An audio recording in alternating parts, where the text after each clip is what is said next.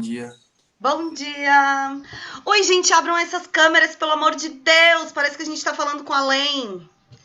Ai, tô tudo bagaçado aqui. Ah, meu Deus! Deus! Sempre tem os abençoados, olha ali. Será que alguém aparece? Sempre tem um Tem que abençoado mandar da vez. presente. Não precisa. Beleza. Ô, meus lindos, hoje a gente tem algumas missões, tá? Então a gente vai ter que ser bem pontual no início da aula. Oi, Thor, obrigada pela câmera, Vinícius, gratidão. Muito bom ver vocês. Então hoje vai ter que ser bem pontual, porque hoje também a gente tem uma super convidada que já chegou, achei que ela vinha mais tarde. É a Silvana, que apareceu naquele vídeo da semana passada para vocês. E a Silvana, gente, eu vou deixar ela se apresentar antes de a gente iniciar, tá? Para depois a gente fazer a aula inteira. Aí, assim, ó, só vou dar o parâmetro para vocês. Ficaram 3 equipes. Sil, a gente fez uma arte baseada na arte postal de criação coletiva.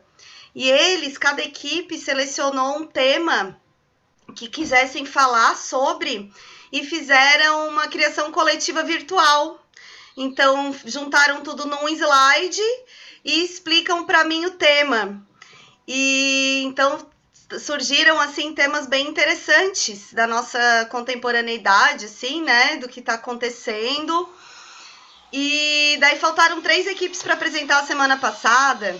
Aí, para a gente finalizar esse assunto, essas 3 equipes, gente, a gente vai ter que ter no máximo 4 minutos cada, no máximo, tá?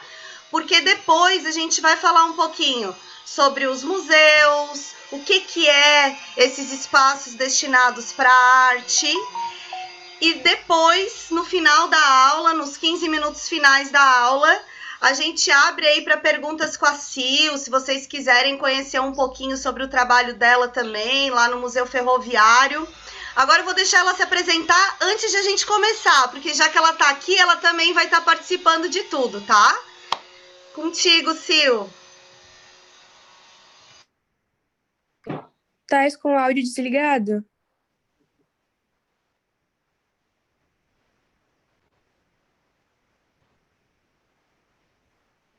Ok, então agora tem sempre que fazer os testes antes, né? Então, bom dia.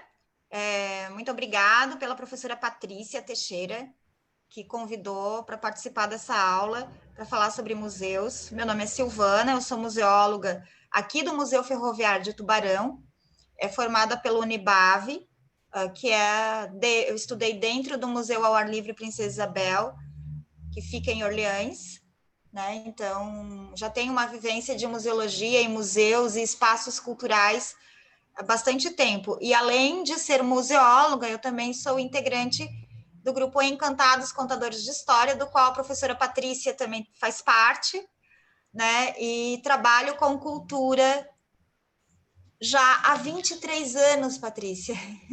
É muito tempo. Minha primeira formação foi em artes cênicas, como a professora Patrícia. Na UDESC também fizemos a mesma formação, mas não no mesmo período. Eu sou anterior à professora Patrícia. E depois eu migrei para a museologia, então eu tenho as 2 formações. Mesmo não tendo terminado, fui quase até o final, mas não terminei a faculdade de teatro, mas sempre trabalhei com isso, e agora há 7 anos trabalhando com o patrimônio cultural ferroviário. É isso.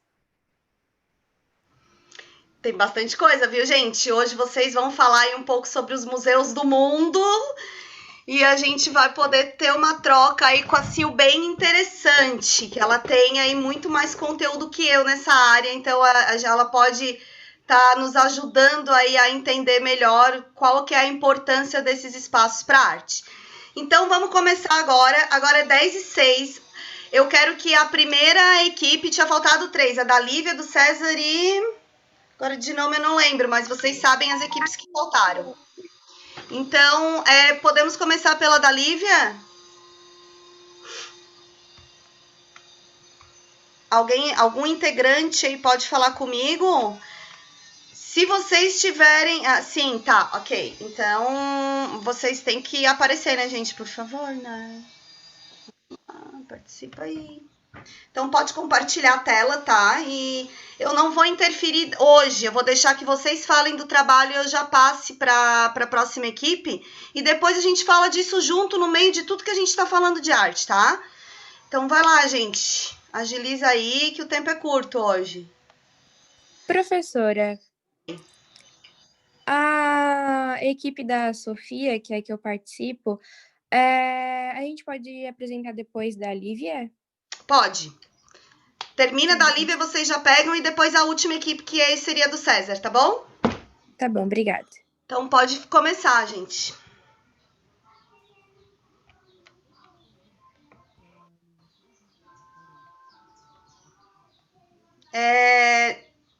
Alguém tá tentando falar porque eu não tô escutando nada, só tô vendo uma imagem.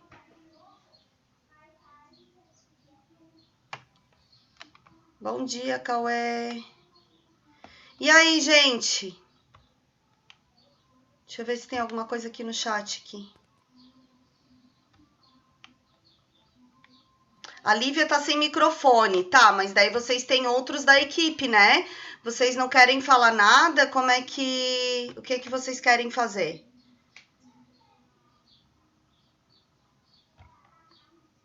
Agora saiu daquela tela, a gente tá vendo o WhatsApp, né?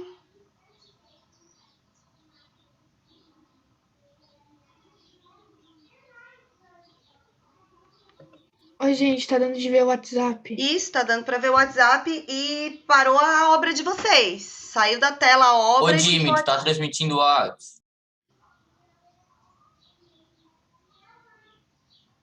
Cara, ele tá tentando falar com a gente por ali, é só pra ler o que ele tá escrevendo. Que Tá, não o tá microfone não tá funcionando, o chat tá aparecendo.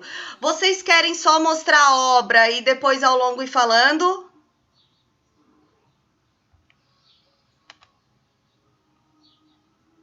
Gente, eu vou passar para a equipe da Sofia. Depois essa equipe se organiza, tá? Senão a gente não vai dar conta de tudo que tem para fazer hoje. Vamos lá?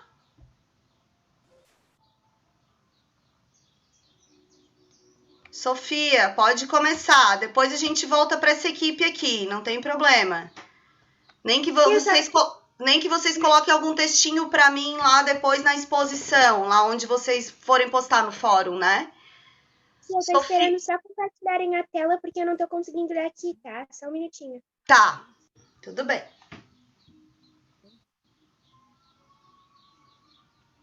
Aê, agora tá vindo. Oi, professora, bom dia. Eu vou começar falando sobre o trabalho. A gente vai falar sobre o que é o efeito estufa e as imagens mostram o que ele causa.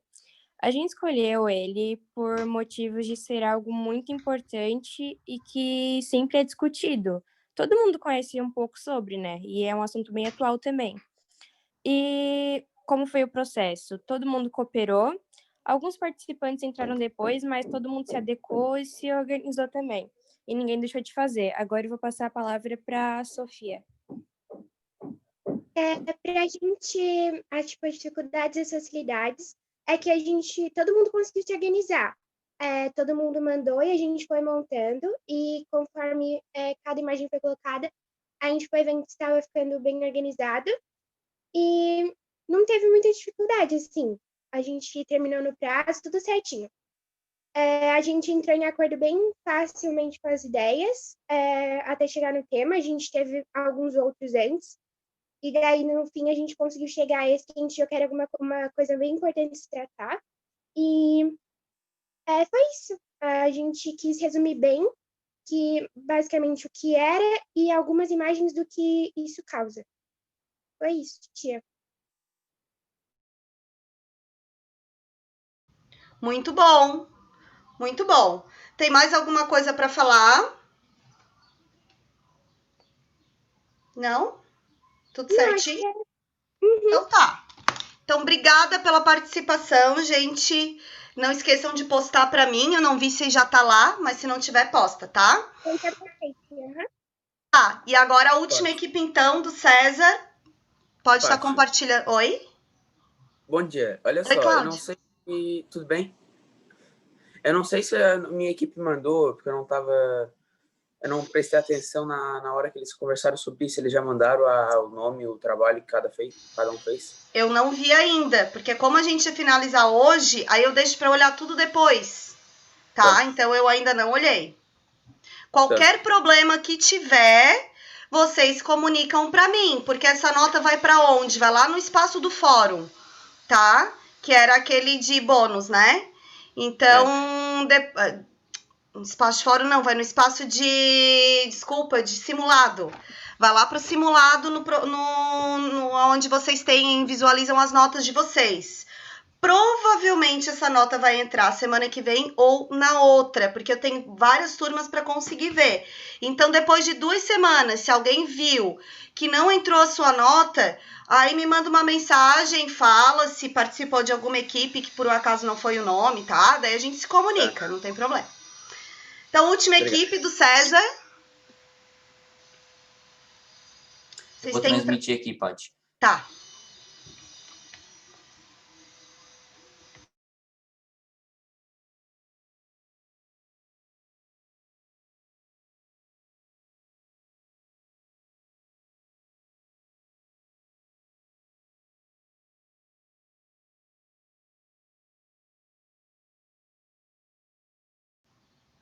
Alguém vai falar, gente? O André acho que vai começar a falar. Eu achei que você já estava arrumando ali.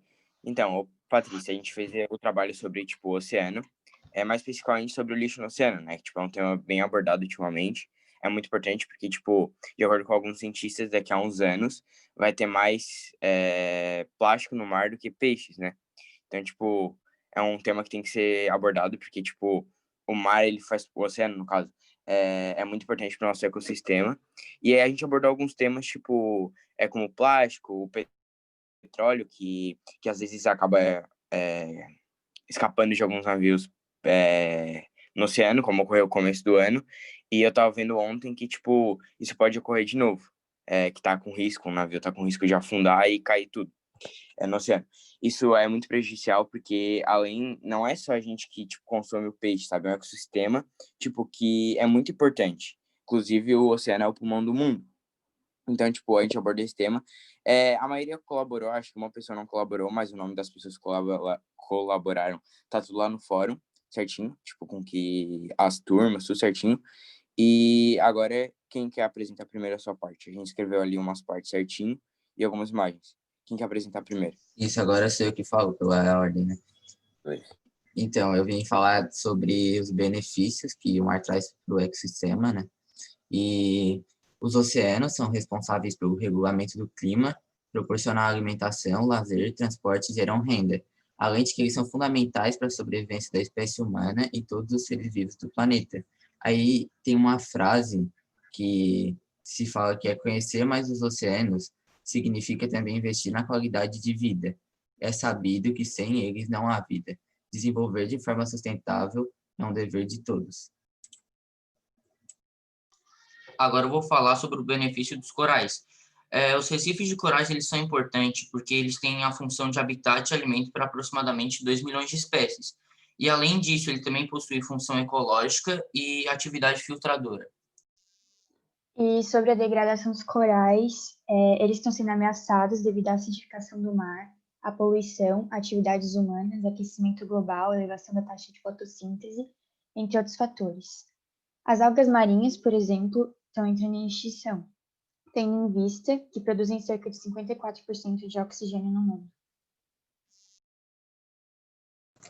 Então, além disso, tem o tópico do plástico nos oceanos, né, que é bem preocupante. A gente percebe ao longo do tempo que isso só vai aumentando, né, a taxa, porque atualmente o plástico é responsável por 49% da poluição marinha, que é quase a metade, se já não superou, que, como o André já falou, afeta no oceano e, consequentemente, afetando a biodiversidade marinha e o meio ambiente para a gente mesmo, né? E a estimativa da ONU é que em 2050 a quantidade de plástico na água supera a quantidade de peixes, que eu acho que o André já falou isso também. né? E a gente tem alguns dados bem preocupantes, como só a quantidade de microplásticos no mar já supera a quantidade de estrelas na galáxia. Então, é muita coisa mesmo. E a gente tem algumas ações cotidianas para a redução da presença do plástico nos oceanos, né? Que são bem, assim, fáceis, eu acho, né? Cotidianas mesmo, que é evitar o uso dos cosméticos que tenham em sua composição microesferas de plástico e utilização de produtos biodegradáveis. Vou falar um pouquinho dos animais marítimos, que tem sido a espécie que mais está sendo afetada por conta da poluição marítima e da poluição no geral. Por causa que as pessoas não têm a consciência e jogam muita coisa na areia. E no que a água bate na areia, vai para o mar. Além disso, as pessoas jogam sacos de lixo, canudinhos, essas coisas no mar. E segundo uma pesquisa que eles fizeram, eles pegaram 1.700 tubarões azuis e desses 1.700, 20 tinham um plástico dentro deles. Eu vou falar sobre as calotas polares, né? Que elas podem provocar uma elevação no nível do mar, o derretimento delas, e causariam, a destruição de muitas cidades no nível do mar. E também pode ocorrer o desaparecimento de várias espécies marinhas e pode deixar também menos água doce para o consumo da população. Tem mais alguém? Muito bom. Acho que é isso, né? Obrigada, então. Lembrando que a gente a gente se inspirou no movimento da arte postal, né? Que na época estava aí trazendo temáticas de acordo com o seu contemporâneo, e os trabalhos que surgiram desde a última apresentação até hoje foram muito interessantes. Vocês abordaram temas como feminismo, como desmatamento, hoje lixo no oceano. Então, assim, eu achei que foi bem rico tudo que vocês pensaram e foi muito positivo. Muito obrigada, tá? E agora tira o compartilhamento, por favor, César. Isso. Então, agora sim, a partir disso, a gente também começou a conversar sobre os espaços destinados para receber a arte, para difundir a arte, para preservar a arte, né? E eu mandei uma lista na semana passada para vocês, para que vocês fossem divididos em algumas equipes que não precisavam nem ter troca entre si, mas que vocês soubessem o espaço para pesquisar. Porque hoje, ao invés de só eu ficar falando, vocês também vão poder falar desses espaços de arte. Então, a gente pegou para pesquisar o Museu do Prado, a Pinacoteca de São Paulo, Museu do Louvre, Museu Afro-Brasil, Memorial da América Latina, Bienal do Mercosul, Museu Britânico e Museus do Vaticano. E, além de tudo isso, eu coloquei lá para vocês que vocês entrassem totalmente, todos vocês procurassem entrar lá na exposição Cúmulos do Museu Ferroviário de Tubarão, que está sendo oferecida aí online, né, virtual, para que vocês também pudessem ter essa visão de algo bem pertinho de vocês, porque quando a gente fala de museu, é muito comum que a primeira imagem que venha na nossa mente é Museu do Louvre, Vaticano, Museu do Prado, porque são espaços altamente difundidos, assim, altamente famosos, digamos assim, mas não é só eles que existem. E a gente tem, então, muita coisa interessante pertinho da gente, como, por exemplo, em Tubarão. Então, assim, sobre o museu, a Pinacoteca de São Paulo, alguém quer falar alguma coisa sobre que espaço é esse? Eu posso falar um pouquinho? Pode falar, Ana. Então, eu pesquisei e eu descobri que ele é o museu mais antigo de arte de São Paulo, foi fundado em 1905. E a Pinacoteca de São Paulo, alguém viu assim a sua importância em relação à difusão da arte? Não? alguma obra da Pinacoteca? Que espaços que ela contempla? O que que tem na Pinacoteca? Vocês viram? Professora, desculpa interromper, mas Uhum. não falta a equipe da Lívia para apresentar? A equipe da Lívia teve problema no áudio. Eles mostraram tá. a obra, a Lívia entrou em contato comigo, ela vai gravar um videozinho e vai me mostrar. Ah, tá. Tá? Eles tiveram um probleminha ali, daí a gente passou direto. Então, aqui, aonde que fica a Pinacoteca em São Paulo?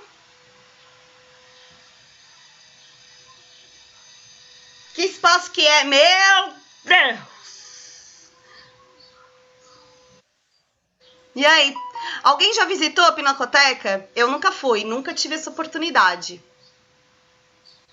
Tu já foi, Nunca Sil? visitei também. Eu nunca fui. Ó, a Nunca Sil fui já também. foi. E aí, Sil, o que que tem pra ver lá, meu Deus?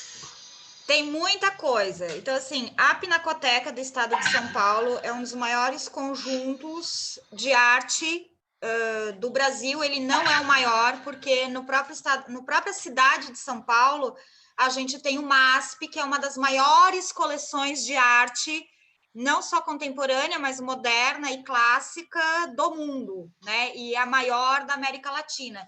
Então, a Pinacoteca, ela tem a sua importância não só pelo conjunto representativo das obras de arte, então lá tem gravuras, esculturas, inclusive os conjuntos escultóricos do Rodin, aquele grande escultor francês do final do século XIX, estão na Pinacoteca de São Paulo, né? Ele tem obras de arte, então telas em óleo, em acrílica, desenhos, gravuras, então assim, é um conjunto muito grande e amplo, inclusive em diversidade de artes visuais. Então, por isso, pinacoteca. O termo pinacoteca significa coleção de pinturas na etimologia da palavra. O Museu Ferroviário de Tubarão também tem uma unidade chamada Unidade Pinacoteca, que é onde a gente expõe, né, a nossa coleção de artes visuais, que nós temos com mais de 140 obras, com a temática ferroviária. Só que a Pinacoteca, ela é um espaço museológico, mas ela não é um museu. Então, é preciso que se diga, porque às vezes a gente acha que tudo que tem exposição vira museu, e não é. Existe diferença entre museu, entre espaços museológicos, memoriais e centros culturais, tá? Cada um tem a sua especificidade, embora todos eles trabalhem com memória, com história, com difusão e divulgação do patrimônio cultural, no caso da Pinacoteca, o patrimônio artístico nacional, né? Mas eles têm especificidades diferentes conforme a sua composição. Então, quer dizer, a gente então pode ter pinacotecas em outros lugares, é isso? Exatamente, a gente pode ter pinacoteca em outros lugares e pinacotecas dentro de museus, como é o caso do Museu Ferroviário. A nossa tipologia é tipologia histórica, migrando para museu de território, né? E depois eu explico um pouquinho o que seria isso, museu de território, né? Mas dentro da nossa unidade, nós temos uma unidade chamada Pinacoteca, que trabalha exclusivamente com a arte de temática ferroviária, que tem quadros sobre tela, sobre acrílica, gravura, xilogravura, então, assim, escultura. Então, N variações de tipologias de acervo e de linguagens artísticas dentro das artes visuais, né? Então, assim, e aí, Pinacoteca de São Paulo é o nome da instituição. Uhum. Por que ela é? Ela é um espaço museológico, mas não é um museu. E aí tem diferença, né? Então, assim, a gente considera espaços museológicos aquelas instituições, né? Que não é só o lugar, a casinha, como a gente diz, o prédio onde essas coleções são guardadas, essas exposições são feitas, mas a maneira como se administra, tá? Então, espaços museológicos são todos aqueles espaços que trabalham o processo museológico, que é desde a entrada do acervo dentro do espaço da coleção, então tem a ficha de entrada, catalogação, pesquisa, conservação, quando necessário restauro, ela entra para dentro do museu ou do espaço museológico, ela vai sofrer né, todas as intervenções técnicas, depois, ou ela vai para uma reserva técnica, porque nem todas as peças de um espaço, elas são expostas ao público, né? A proporção, Patrícia, é 70-30. O que quer dizer isso? 70% das obras de um museu ou de um espaço são guardadas em reserva técnica e 30% são expostas ao público. Nossa! Então, o acervo da Pinacoteca é muito maior do que aquele acervo que está exposto ao público.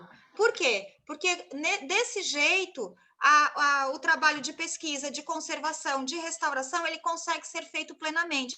Então, há um rodízio de obras em exposição. Então, em determinados períodos, a partir da curadoria, do chefe de curadoria ou da equipe de museologia, que tem nesses espaços, eles vão fazendo exposições temáticas.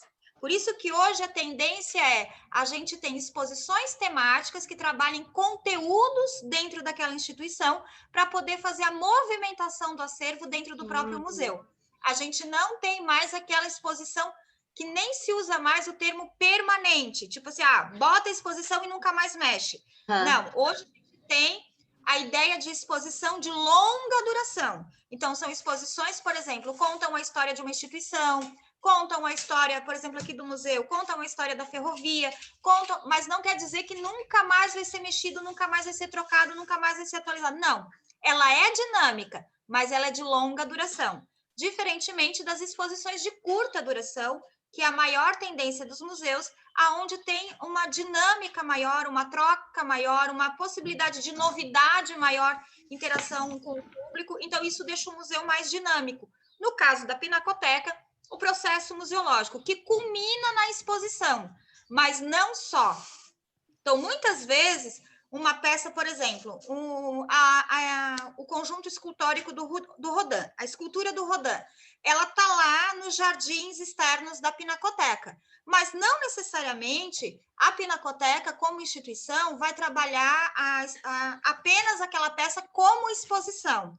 Ela pode trabalhar em outras linguagens o conteúdo referente àquela peça. Então, por exemplo, vai fazer vídeos explicando aquela peça para ir para as redes sociais da Pinacoteca. Inclusive, a Pinacoteca está no Instagram. Todos os grandes museus do Brasil estão no Instagram.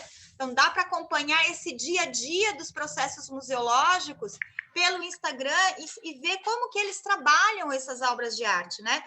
Eles podem fazer catálogos só de uma obra, né? Contando a história da obra, a história do artista, como foi feito, como é o processo de conservação, né? Eles podem fazer trabalho de acessibilidade cultural, que é um dos grandes diferenciais da Pinacoteca de São Paulo, é o projeto educativo e de acessibilidade.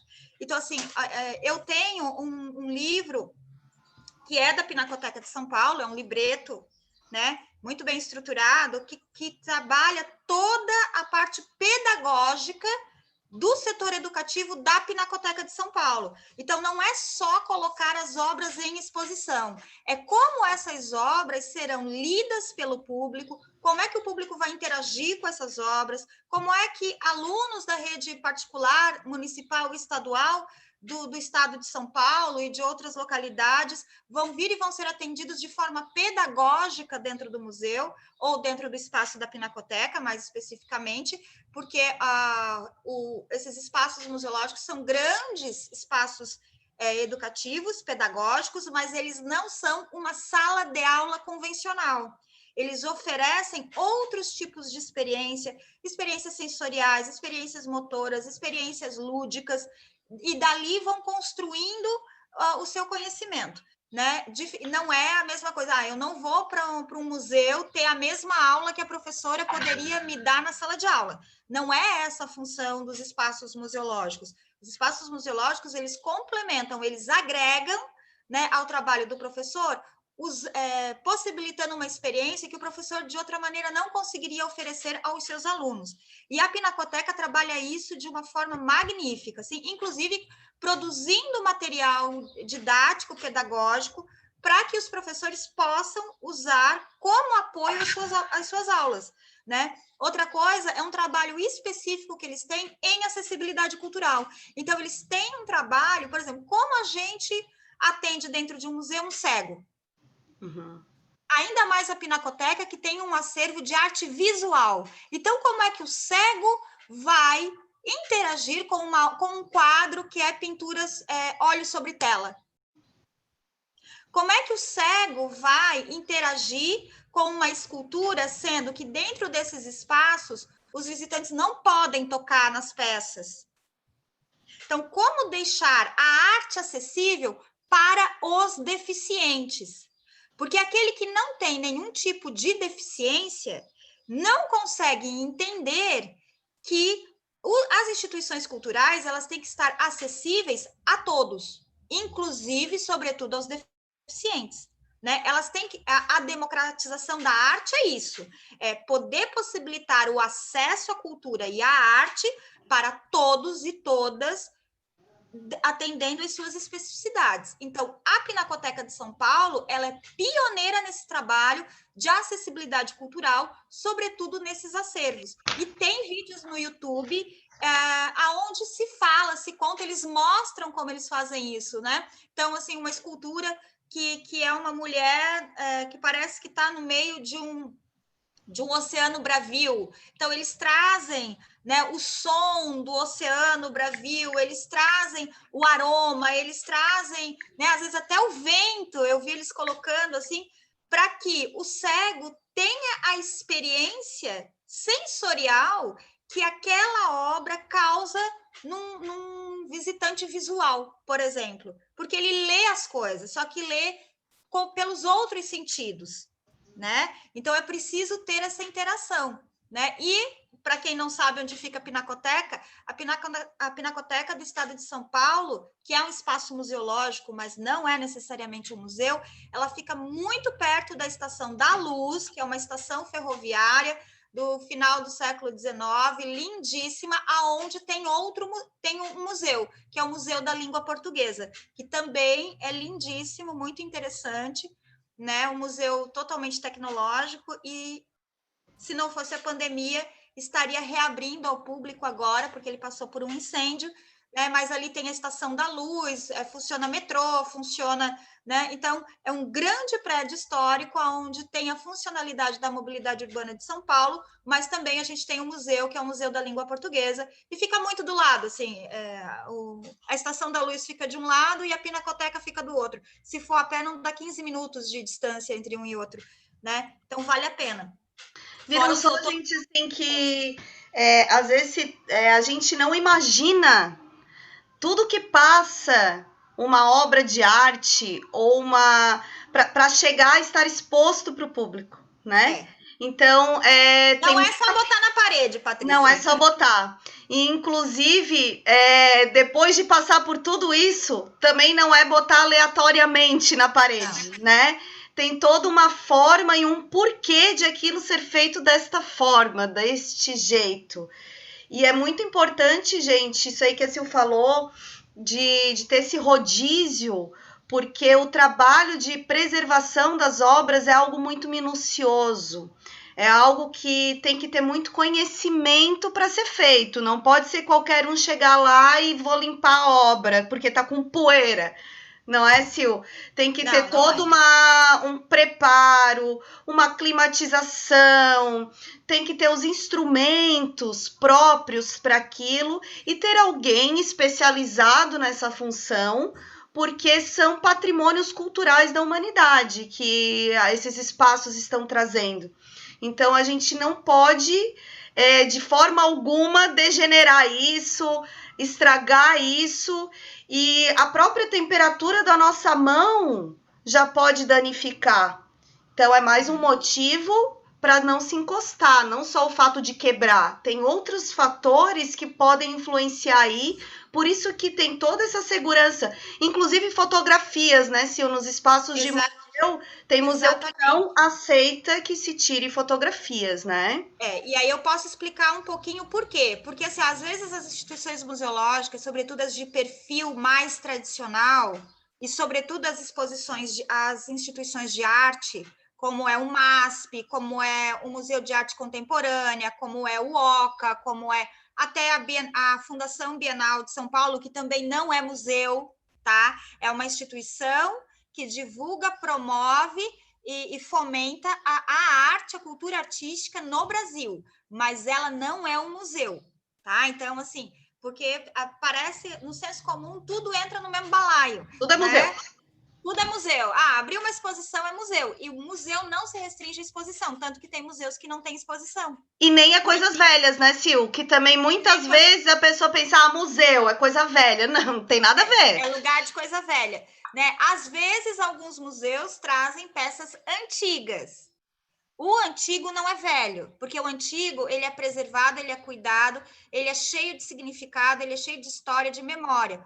A peça antiga, ela é um documento do tempo que chegou até nós. É um documento que conta a nossa história daqueles que já foram antes de nós e nos justificam no nosso tempo presente.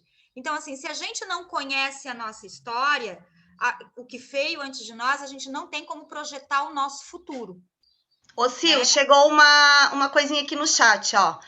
No Museu do Louvre, não pode tirar foto com flash, principalmente da Mona Lisa, porque a tinta pode derreter ou algo do tipo. Eu ia falar isso. Não é bem assim.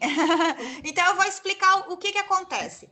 Em grandes museus, como a Pinacoteca, como o Museu do Prado, como o Museu do Louvre, como o Hermitage na Rússia, como o Tate Museum na Inglaterra, ou Victoria e Albert na Inglaterra também, ou o Guggenheim em Nova York, são grandes museus de grandes coleções artísticas tradicionais, clássicas, contemporâneas, modernas, cada um tem o seu perfil, né? Então, assim, a primeira coisa do porquê que não se pode tocar na peça, ou pelo menos ficar a 2 metros de distância da peça. Primeiro, museus como o Louvre, eles recebem um volume de visitante impressionante. São milhões de pessoas por ano. É o maior museu do mundo, o Louvre, né? Ele é uma das maiores coleções do mundo e é o maior museu em quantidade de acervo, né, e espaço quadrado do planeta. Tá? Ele está localizado no antigo Palácio do Louvre, que era a residência oficial do rei da França em Paris, antes da Revolução Francesa. Tá? Depois ele foi tomado pelos revolucionários e a partir da nova, né, da República Francesa, ele se tornou um espaço de memória da história da França. Então, essa é a história do Louvre. Por isso que ele é tão grande, porque ele era o espaço de residência do rei, né? Então, quando o rei não estava em Versalhes, né, depois do Luís XIV, ele estava na França, ele estava em Paris, né? Ele estava no Louvre. Ô, gente, se vocês quiserem, que eu vejo que tem várias coisas no chat, podem perguntar diretamente para Sil, abre aí o microfone. Então, teve mais gente falando. Pode falar, Maria. Eu vou falar um pouquinho do Museu do Vaticano, né? Tem algumas pessoas que pegaram esse museu. E daí, ô Letícia, pode começar falando por que do nome? Tá. Eu pesquisei, por que era plural, Museus do Vaticano. Lá tava falando que, na verdade, diversos museus no aglomerado, porque tem vários prédios com diferentes exposições lá. Aí todos são interligados e formam, por isso, Museus do Vaticano. Daí um conjunto museológico. Isso mesmo. Tá. Daí eu vi um espaço lá que é chamado Galeria dos Mapas, que é um corredor que tem 120 metros, eu acho, de comprimento, e é todo recheado de mapas na parede. E no teto, assim, é bem bonito. É um teto cheio de pinturas, dourado. Achei bem bonito. Daí, também vi uma curiosidade, que estava falando que o artista renascentista, o Michelangelo, ele passou quase 10 anos da vida dele fazendo pinturas lá no cofre e nos paredes do altar da... No teto? Capela, isso, sim, também. A Capela Sistina, foi ele? Isso, Capela Sistina, que é estava escrito que era o ponto mais alto dos museus do Vaticano. Eu não pesquisei sobre ele, mas... muita tinta dele nesse período. Ele teve até um problema, assim, porque ele ficou cego. Ele pintava deitado em andaimes, e aqui, ó, gente, o que ele fez, meu Deus. Não, e com perspectiva invertida, né?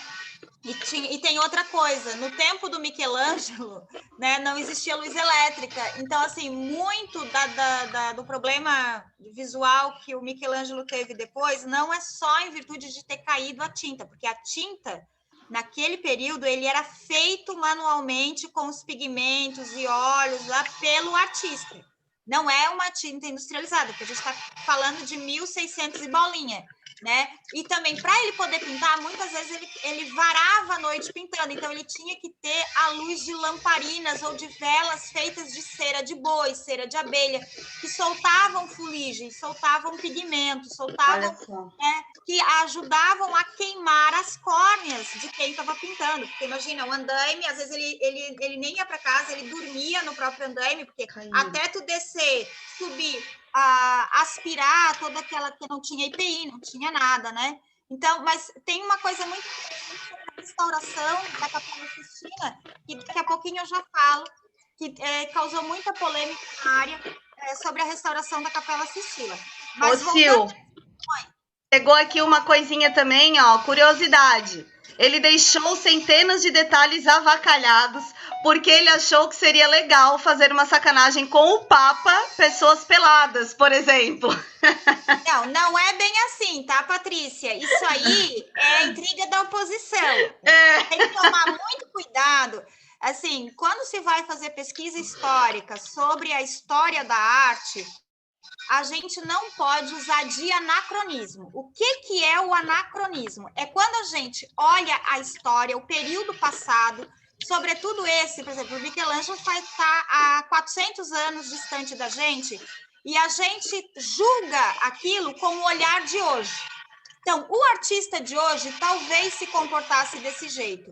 Ele não se comportou. O que acontece? Dentro do contexto histórico dele, né, ele viveu um período de transição entre a Idade Média e o Renascimento, e viviam grandes tensões de poder, inclusive entre as guildas, porque ele fazia parte de uma guilda, ele era o mestre de uma guilda. O que é uma guilda? Eram as grandes associações de artistas, o que hoje seriam os ateliês coletivos, né? Então, e aí, nessa disputa de poder, ele já estava na transição, já estávamos entrando no Renascimento, e o artista, que na Idade Média não tinha nome, o artista não assinava a sua obra, o Michelangelo foi um dos precursores da reivindicação do direito de autoria de um artista. Por isso que a Pietà é a primeira obra oficialmente considerada assinada por um artista. Porque nesse confronto de poder entre ele e o Papa, que era o grande mecenas dele, nessa afirmação do direito de autoria de um artista, ele cravou o seu nome, ele assinou a obra. Então, né, no manto de Nossa Senhora, quando ela está segurando Cristo, lá nas dobras tem o nome Michelangelo, que foi a primeira obra considerada assinada. Né? Então, assim, e aí a questão de, no período em que Michelangelo fez essas obras, não se via problema na nudez das figuras. O que aconteceu? A gente está há 400 anos distante disso.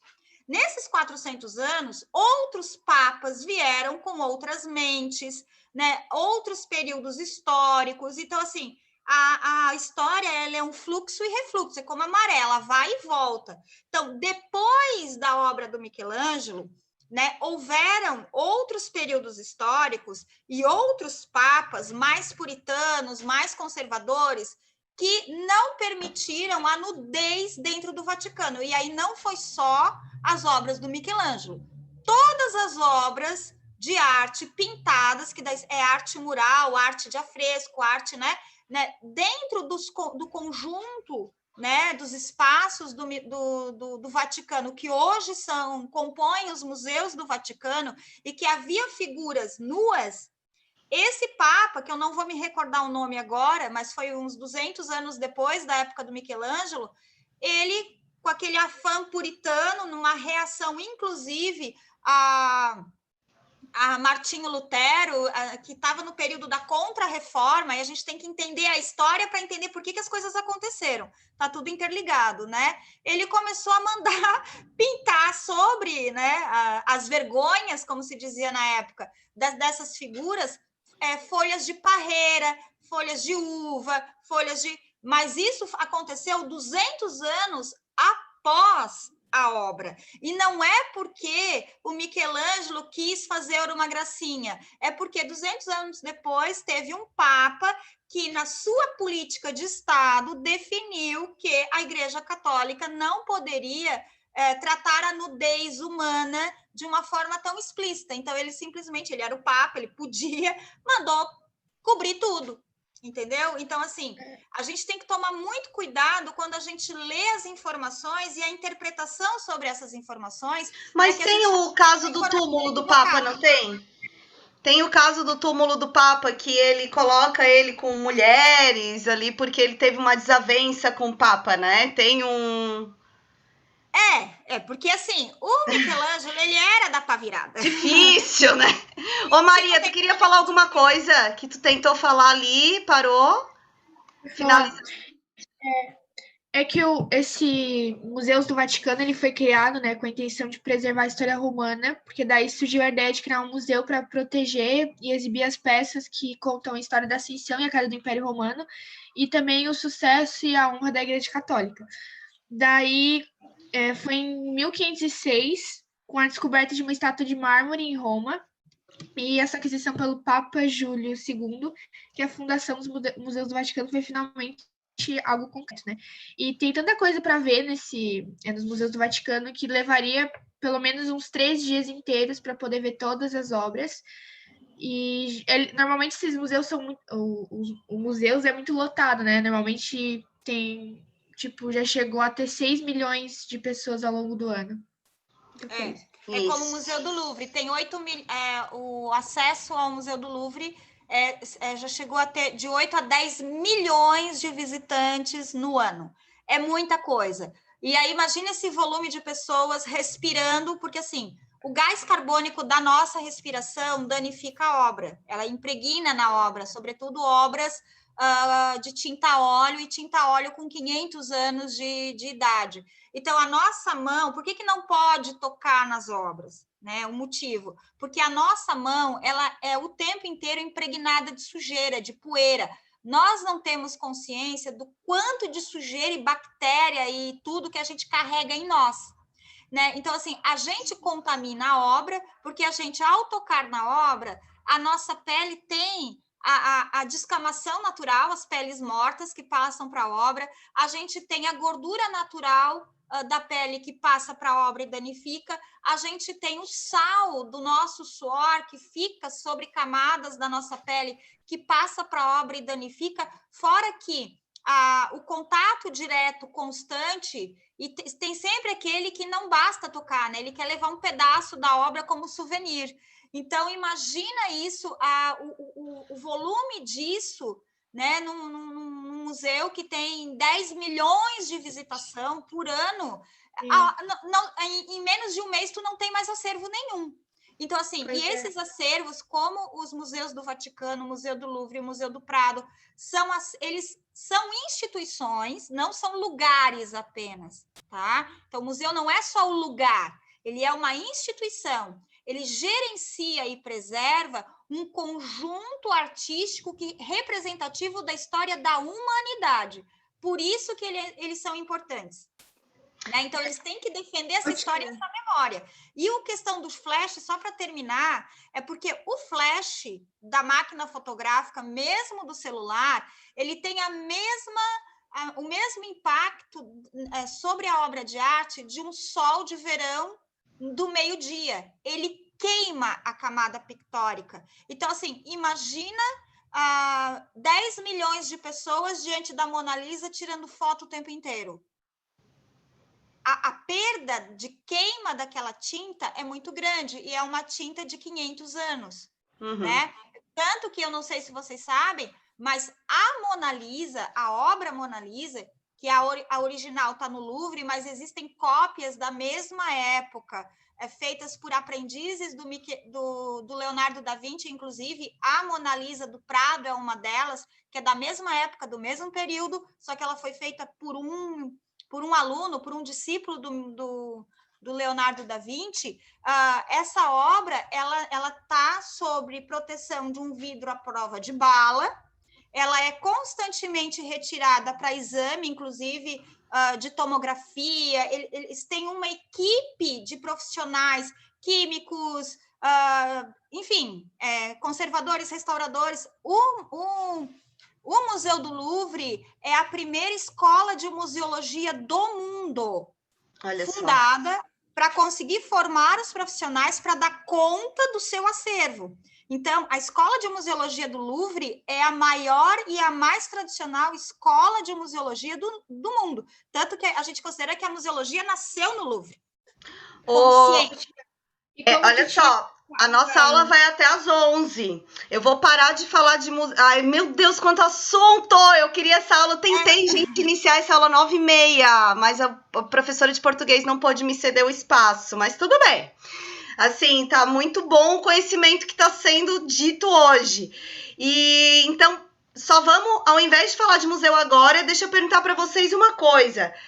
Bienal, que é também um evento que vai receber obras de arte. A gente tem a Bienal muito pertinho da gente, uma delas, que acontece em Porto Alegre, que é a Bienal do Mercosul. E a Bienal deste ano que acontecia, o que acontece Bienal? De 2 em 2 anos, né? Então, esse ano a gente teria uma Bienal ali. E o tema era feminismo. Um tema muito forte de resistência, só que não pôde acontecer presencialmente e ela aconteceu virtualmente. E eu queria saber com vocês se alguém olhou alguma coisa sobre a Bienal. Eu olhei sobre a Bienal da Mercosul, né? Isso, daí eu vou ler um pouquinho aqui sobre o que eu pesquisei. A Bienal do Mercosul é uma mostra internacional da arte contemporânea que ocorre em Porto Alegre, no Rio Grande do Sul, desde 1997. A Fundação Bienal das Artes Visuais do Mercosul tem como missão desenvolver projetos culturais e educacionais na área de artes visuais, adotando as melhores práticas de gestão e favorecendo o diálogo entre as propostas artísticas contemporâneas e a comunidade. É muito interessante a Bienal, eu tive a oportunidade uma vez só. Esse ano, inclusive, a ideia era levar vocês, a gente tinha essa ideia, mas não deu. Então, assim, a Bienal, gente, ela acontece em vários espaços, não é um espaço só, porque ela não é um espaço, ela é um evento, né? Então, a gente tem vários prédios de Porto Alegre que são destinados a receber essa produção contemporânea, que também conversa com produções anteriores, que não são contemporâneas, mas muitas vezes vai ser trazido esses artistas também. E é muito importante e interessante que isso aconteça para a gente conseguir ter uma maior difusão da arte. Dá para vocês entrarem ali no espaço da Bienal e tem as obras que foram expostas esse ano. E assim como a Bienal está fazendo assim, vários museus e espaços de arte se organizaram dessa forma. E agora sim, gente, depois a gente vai continuar esse assunto, porque ficaram outros espaços, mas não dá para fazer correndo e não dava para cortar tanta informação importante. Temos 5 minutos finais. Eu queria só já aproveitar que a Silvana está aqui para a gente falar um pouquinho desse espaço que está próximo da gente, que é o Museu Ferroviário, e que está aí com essa exposição virtual Cúmulos, só que a gente tem, assim, 5 minutos. Pode falar um pouquinho para a gente do Museu Ferroviário, Sil, dessa importância dele? Sim, em 2 minutos. Tá? Então, o Museu Ferroviário de Tubarão, ele é um espaço museológico, um museu mesmo, o único da cidade, porque a outra coleção é o Centro Municipal de Cultura Vili Alfredo Zumbli, que é onde tem o acervo do Vili, que também é um espaço totalmente dedicado à arte. A nossa tipologia é voltada para a história da região sul catarinense, tendo como temática principal, a cadeia produtiva do carvão e a história da Estrada de Ferro Dona Teresa Cristina. Né? Nós somos um museu regional que conta a história da região sul catarinense e dentro dos múltiplos acervos que nós temos, num conjunto de mais de 40 mil itens na coleção, né? Que é gigante, assim, né? Que vai desde locomotiva até escultura, nós temos um conjunto de artes visuais que fica na nossa unidade Pinacoteca. Hoje, o museu está fazendo toda a migração para os ambientes virtuais, então, @Museu Ferroviário TB no Instagram, para trabalhar só as atividades do Museu Ferroviário, que já é muita coisa, e Passeio Turístico Trem Rubi, @Passeio Turístico Trem Rubi, para ter as informações do Passeio Turístico Ferroviário. Né? Fora isso, nós temos o Facebook também do passeio e do museu e o site aonde está a exposição Cúmulos, que é um projeto que aconteceu dentro da Semana da Primavera de Museus em setembro, dia 21 de setembro, e foi um trabalho de curadoria e processo de construção com um coletivo de arte urbana, contemporânea, aqui da cidade de Tubarão.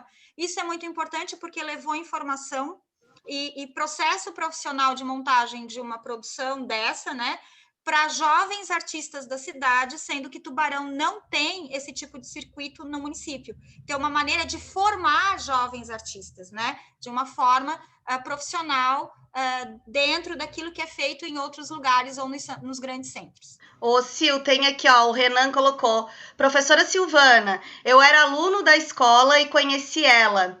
Meu quadro está lá no museu. É verdade, é verdade. O Renan, ele fez parte de dos projetos, um dos anos, porque a gente tem projeto educativo ativo desde 2013, então imagina, fazem muitos anos, e um dos anos a gente trabalhou junto com a Fundação de Educação do município, os pontos turísticos da cidade, e os alunos fizeram obras visuais. E a do Renan está aqui, ele faz parte da coleção da Pinacoteca, e a obra está em exposição. Então, que chique, hein, Renan? Parabéns! Quem quiser ver quando o museu reabrir, porque a gente permanece em alerta laranja no município para Covid, né? Todo mundo se cuidando, gente, por favor, né? Quando o museu reabrir, a Pinacoteca reabre, e aí os colegas que quiserem ver a obra do Renan, ela está aqui no espaço da Pinacoteca do museu. Então, assim, gente, ó, a gente infelizmente, vai ter que finalizar, porque quando o assunto é bom, a gente não quer, né? Mas tudo bem. Só vou dizer para vocês o seguinte: façam as atividades da página 316 e 317, menos as práticas, só o que tem ali para fazer, porque esse assunto de museus, festivais e bienais também cai na nossa prova da semana que vem. Semana que vem a nossa prova é quinta tarde. Quinta de manhã vocês estão recebendo um vídeo com todas as correções da atividade. Então façam, estudem, leiam o módulo, qualquer coisa entrem em contato comigo, tá? Assunto da prova, arte protesto, museus, festivais e bienais, mas eu coloco no mural depois da aula. Queria deixar o meu imenso agradecimento a Sil, que contribuição fantástica, Sil. Queria ter mais tempo de aula contigo.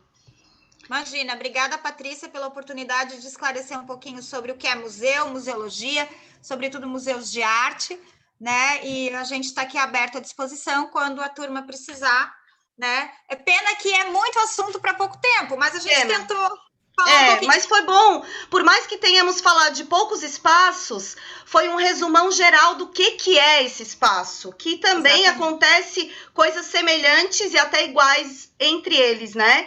Então, assim, gente, me perguntaram da página da página da tarefa 316, 317. Gente, olha só, apareçam na câmera pra gente tirar uma foto rapidinho dessa aula que tem convidado, antes de a gente desligar tudo.